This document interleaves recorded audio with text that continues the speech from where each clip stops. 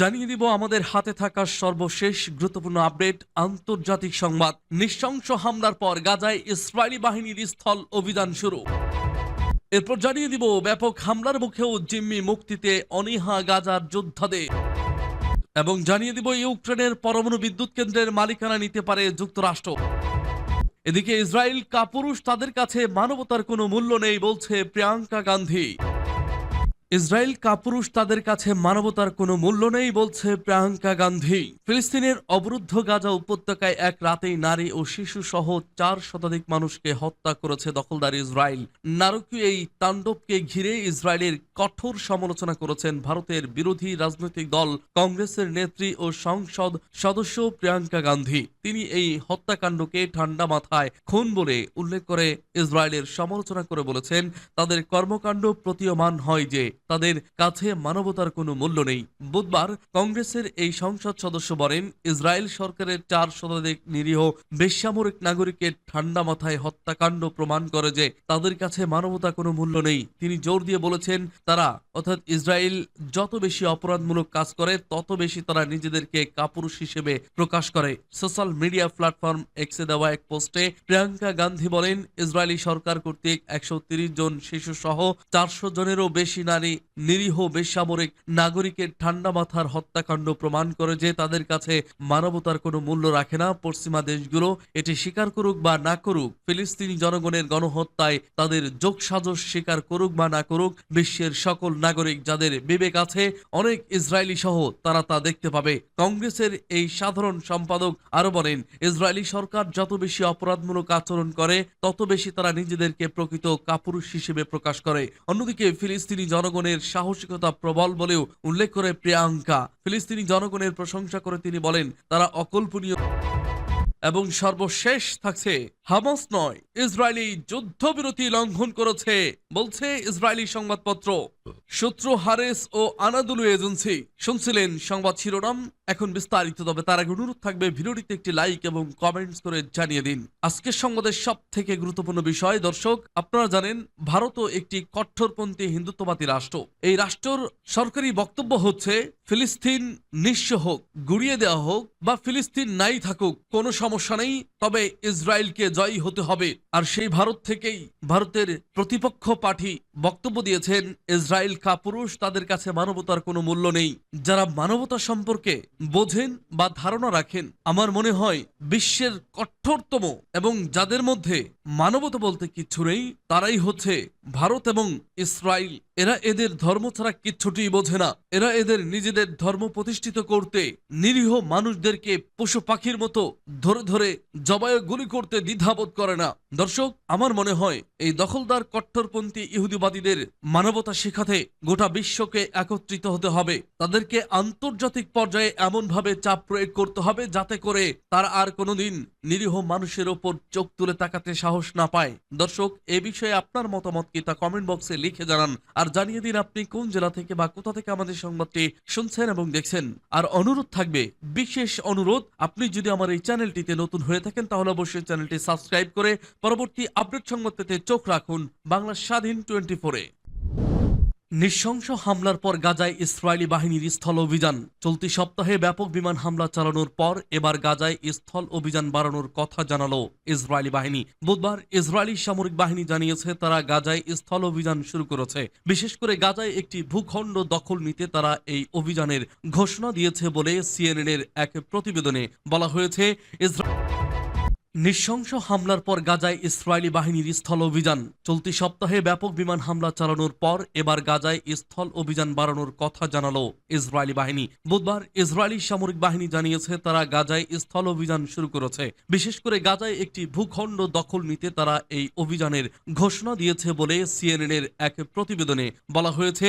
Israeli বাহিনীর পক্ষ থেকে বলা হয়েছে, মধ্য গাজায় একটি বাফার জোনের দখল নিতে তারা স্থল সেনা পাঠিয়েছে। সেই সঙ্গে বিমান বাহিনী বাহিনীর আক্রমণ অব্যাহত রয়েছে। এর আগে গত সোমবার পূর্ব গাজার জনসাধারণকে এলাকা ছেড়ে চলে যাওয়ার নির্দেশ দেয় ইসরায়েল। তখনই বিশেষজ্ঞরা মনে করছিলেন গাজা স্ট্রিপে আবার স্থল সেনা পাঠাবে ইসরায়েল। জার্মান সংবাদ মাধ্যম ডয়েচে ভেলের প্রতিবেদনে বলা হয়েছে, গত মঙ্গলবার থেকেই ইসরায়েলের স্থল সেনা সেখানে ঢুকতে শুরু করেছে। পরবর্তী সময়ে গতকাল বুধবার ইসরায়েল জানিয়েছে মধ্য গাজার একটি বাফার জোনের দখল নিতেই সেখানে স্থল সেনা অভিযান চালাচ্ছে। প্রতিবেদনে বলা হয়েছে যে অঞ্চলে ইসরায়েলের সেনা অভিযান চালাচ্ছে তার নাম নেটজারিম করিডর। এই করিডরই গাজাকে উত্তর এবং দক্ষিণে বিভক্ত করে। গাজায় আক্রমণ চালানোর সময় ইসরায়েল এই অঞ্চলটি দখল করেছিল, কিন্তু সংঘর্ষ বিরতি চুক্তির সময় সেখান থেকে সেনা সরিয়ে নেয় তারা। এবার আবার সেখানে সেনা মোতায়েন করল ইসরায়েল, যা সংঘর্ষ বিরতি চুক্তি লঙ্ঘন করে। এদিকে বুধবারেও রাতভর গাজায় বোমা নিক্ষেপ করেছে ইসরায়েলের বিমান বাহিনী। তারা জানিয়েছে হামাসের পরিকাঠামোগুলি লক্ষ্য করেই এই আক্রমণ চালানো হয়েছে। তবে হামাসের পক্ষ থেকে বলা হয়েছে হামলায় বহু সাধারণ মানুষ নিহত হয়েছেন। তাদের হিসাব অনুযায়ী শুধু বুধবারেই 13 জন নিহত হয়েছেন, যার মধ্যে নারী ও শিশু আছে। আল জাজিরার লাইভ প্রতিবেদনে বলা হয়েছে গত মঙ্গলবার যুদ্ধবিরতি লঙ্ঘন করে গাজায় ব্যাপক হামলা শুরু করে ইসরায়েলি বাহিনী। মঙ্গলবার থেকে শুরু হওয়া হামলায় এখন পর্যন্ত গাজায় নিহত হয়েছে 436 ফিলিস্তিনি। নিহতদের মধ্যে 183 জন শিশু। ব্যাপক হামলার মুখেও জিম্মি মুক্তিতে অনীহা গাজার যোদ্ধাদের। গাজা উপত্যকায় ইসরায়েল নতুন করে বিমান হামলা শুরু করার পর শত শত ফিলিস্তিনি নিহত হচ্ছেন। মুহূর্তে ধ্বংস।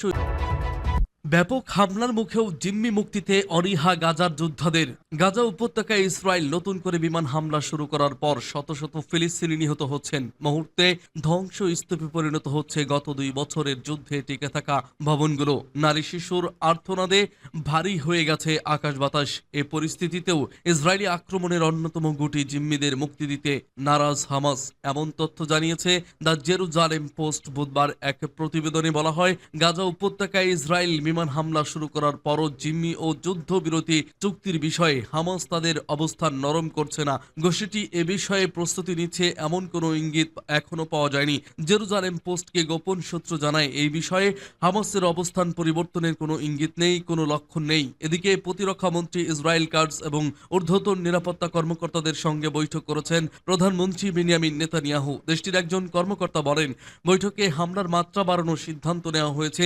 যুদ্ধ পদক্ষেপগুলো আরো বাড়বে বলে আশা করা হচ্ছে। নেটজারিম করিডর স্থল বাহিনীর প্রবেশের মাধ্যমে আমরা যা দেখছি তা কেবল শুরু। বর্তমানে ইসরায়েল গাজায় হামাসের শাসনের অবসানের লক্ষ্যে মনোনিবেশ করছে।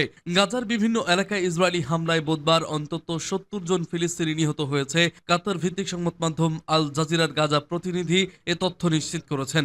এই হামলার সঙ্গে ইসরায়েলি স্থল বাহিনীও যুক্ত হয়েছে।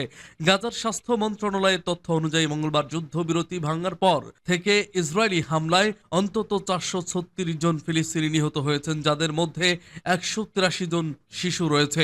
ইসরায়েলের প্রধানমন্ত্রী বেঞ্জামিন নেতানিয়াহু হুঁশিয়ারি দিয়ে বলেছেন, গাজায় হামাসের বিরুদ্ধে চলমান যুদ্ধ আরও তীব্র হবে এবং এটি ইউক্রেনের পরমাণু বিদ্যুৎ কেন্দ্রের মালিকানা নিতে পারে যুক্তরাষ্ট্র। ইউক্রেনের পারমাণবিক বিদ্যুৎ কেন্দ্রগুলোর মালিকানা ও পরিচালনার দায়িত্ব যুক্তরাষ্ট্র নিতে পারে বলে ইঙ্গিত দিয়েছেন মার্কিন পররাষ্ট্রমন্ত্রী মার্কো রুবিও। ওভাল অফিসের সেই ঐতিহাসিক বিতর্কের পর বুধবার প্রথমবারের মতো ট্রাম্প ও জেলেনস্কির মধ্যে সরাসরি ফোনে কথা বলেন। যদিও এর আগে দুই দেশের প্রতিনিধিরা সৌদি আরবে বৈঠক করেছে এবং 30 দিনের একটি সম্ভাব্য যুদ্ধবিরতি নিয়ে আলোচনা করেছে। হোয়াইট হাউস জানিয়েছে বুধবারের ফোন আলাপে ইউক্রেনের পারমাণবিক বিদ্যুৎ কেন্দ্রগুলোতে যুক্তরাষ্ট্রের সম্ভাব্য মালিকানা নিয়েও কথা হয়েছে। তবে জেলেনস্কি পরে পরিষ্কার করে বলেন, আলোচনাটি মূলত রাশিয়া নিয়ন্ত্রিত জাপোরিজিয়া প্ল্যান্টকে ঘিরেই ছিল। পরে মার্কিন পররাষ্ট্রমন্ত্রী মার্কো রুবিও জানান, ট্রাম্প ইউক্রেনকে আরও আকাশ প্রতিরক্ষা ব্যবস্থা, বিশেষ করে ইউরোপ থেকে সংগ্রহে সহায়তা করতে রাজি হয়েছেন।